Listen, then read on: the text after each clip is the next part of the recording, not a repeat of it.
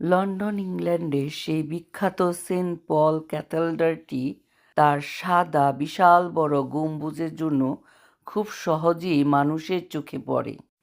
এই গির্জাটি প্রথমে ৬০৪ খ্রিস্টাব্দে প্রতিষ্ঠিত হয়েছিল রোমান ক্যাথলিক গির্জা হিসেবে সাধু পলের সম্মানে উৎসর্গ করা হয়েছিল। ক্যাথেড্রালে ঢোকার মুখেই এই কলামের উপরে সাধু পলের সেই বিখ্যাত স্ট্যাচুটি রয়েছে। বিশাল বড় এরিয়া নিয়ে এই সেন্ট পল ক্যাথেড্রালটি নির্মাণ করা হয়েছে। একসময় এই সেন্ট পল ক্যাথেড্রালটি অগ্নিকাণ্ডে ধ্বংস হয়ে গিয়েছিল। তারপর এই গির্জাটিকে ১৭১০ সালে আবার পুনর্নির্মাণ করা হয়েছিল। বর্তমানে এই গির্জাটি একটি অ্যাংলিকান ক্যাথেড্রাল আর লন্ডনের বিশপের আসন হয়েছে। আমি এই ক্যাথেড্রালের প্রথম ভিডিওটিতে এই ক্যাথেড্রালের ভিতরের অংশ দেখিয়েছি, যেখানে সুন্দর একটি সঙ্গীত পরিবেশনা ছিল, যা সবচেয়ে বিখ্যাত এখানকার কোরাল ইভেনসং নামে পরিচিত। অপূর্ব তার সুর, তার সঙ্গীত আর তার খ্রিস্টপ্রেম আরাধনা খুবই ভালো লেগেছিল। পুরো অনুষ্ঠানটিতে আমরা ছিলাম। আর আজ দেখাচ্ছি এর বাইরের অংশগুলো।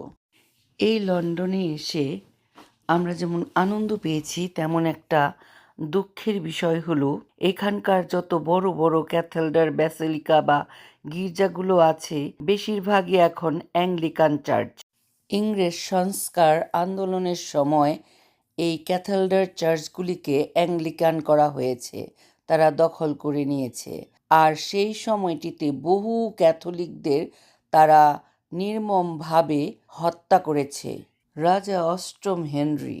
তখনকার সময়ে সকল ব্যাসিলিকা, ক্যাথেড্রাল, গির্জা থেকে প্রভু যীশু খ্রিস্ট মূর্তি ও অন্যান্য মূল্যবান বস্তু, সমস্ত আসবাবপত্র, ফ্রেস্কো, এই সব কিছু ভেঙে ফেলেছিল আর নষ্ট করে দিয়েছে। এখানকার খুবই প্রসিদ্ধ নামকরা বিখ্যাত কোরাল ইভেনসং শুনতে এসেছিলাম এই চার্চে। তখন পুরো খ্রিস্টজাগ উৎসর্গ করা হচ্ছিল, তাই আমরা এখানে অ্যাংলিকান খ্রিস্টজাগে অংশগ্রহণের সুযোগ পেলাম। পুরো খ্রিস্টজাগই ক্যাথলিক খ্রিস্টজাগের মতো, শুধু ডিফারেন্স হচ্ছে এখানকার পুরোহিত, প্রিস্ট সব হলো মহিলা পুরোহিত। এছাড়া বাকি সমস্ত কিছুই একরকম।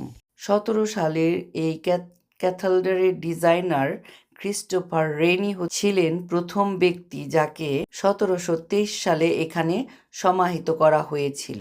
এই ছবিগুলো লন্ডনের একটি বিখ্যাত রোডের ছবি, যেখানে অনেক রেস্টুরেন্ট আছে।